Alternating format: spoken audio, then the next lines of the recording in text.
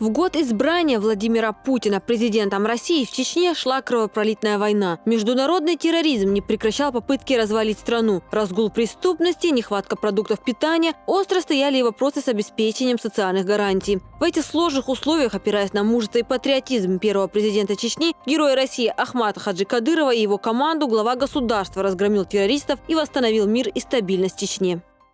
Совсем недавно мы смотрели на площадь Минутка, вся разбитая, раздолбанная. Я летал, помню, на вертолете над Грозным. Глаз некуда было положить. Ставился вопрос о том, что перенести столицу республики в другое место. Считали, восстановить невозможно. Сейчас это процветающий город. За 15 лет правления Владимир Путин вывел страну на совершенно новый уровень. В огромной стране дружно проживают люди разных национальностей и вероисповеданий. Именно мудрая политика президента России помогла принудить к миру Грузию, развязавшую кровавую войну против народа Южной Осетии, спасти от возможной агрессии Абхазию, добиться принятия России в ВТО. Без единого выстрела и капли крови Крым вернулся домой, в Россию. За период правления Путина многократно увеличены бюджет, золотовалютные запасы, внутренний валовый продукт, военные расходы, возросла средняя продолжительность жизни. Россия организовала и успешно провела зимнюю Олимпиаду. Тот период, когда к руководству страной в 1999 году приходит Путин, сначала как премьер, потом уже как президент. Россия имеет наименование, но как государственность она перестала существовать.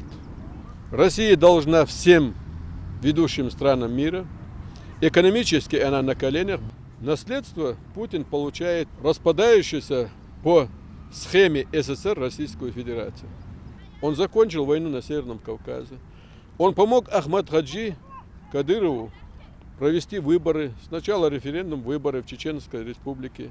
Именно Путин помогал Ахмату Хаджи Кадырову, Рамзану Ахматовичу укреплению мира на территории Чеченской Республики. Мы возродили республику. Здесь нет никаких зачисток. Это тоже заслуга Путина.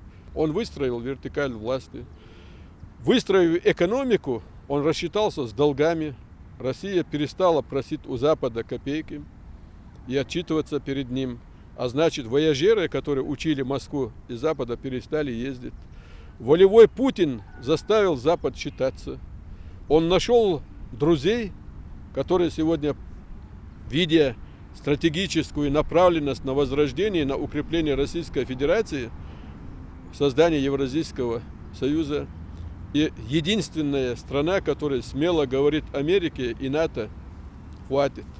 В списке персон 2014 по версии американского журнала Time присутствовали известные политики, общественные деятели, деятели культуры, спорта и искусства, среди которых и президент США Барак Обама, занявший 11 место, набрав лишь 1,4% голосов. За российского президента проголосовало 6,9%, благодаря чему он вышел в лидеры и занял первое место. На второй строчке оказалась южнокорейская певица Ли Чжэ-рин. На протяжении всего голосования глава региона на своей странице в Инстаграм не только призывал жителей республики, да и всего мира голосовать за Владимира Путина, но и поблагодарил всех участников голосования за активную поддержку.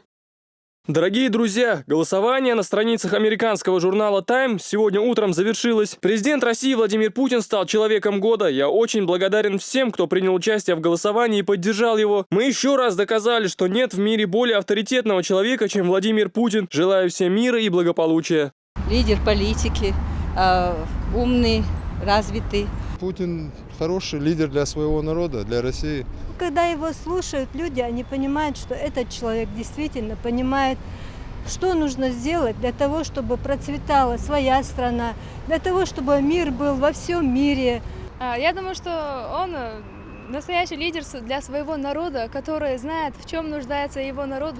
Мы рады, что Путин занял первое место, что он Чечню защищает, помогает нам, стабильность. И мы рады, что с Кадыровым он нам помогает. Наш президент самый лучший, и он достоин самого хорошего, самого лучшего. Здоровья ему и счастья, мы рады за него.